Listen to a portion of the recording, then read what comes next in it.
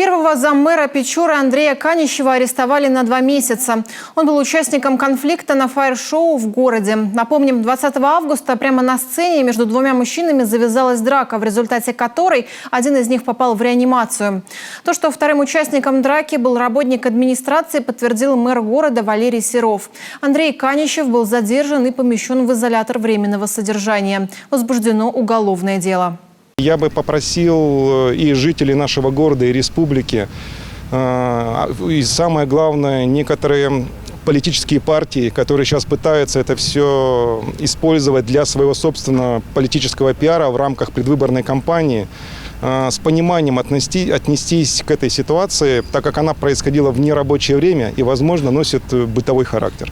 Конфликты просто так не возникают, возможно, была какая-то причина, но в любом случае это трагедия для обоих семей. Тем временем состояние пострадавшего в драке мужчины ухудшилось, сообщают в Минздраве Коми. Медики оценивают его состояние как крайне тяжелое. Пациент на данный момент не транспортабелен, поэтому вывести его из Печоры возможности нет. Для лечения используют телемедицину, провели 2 операции.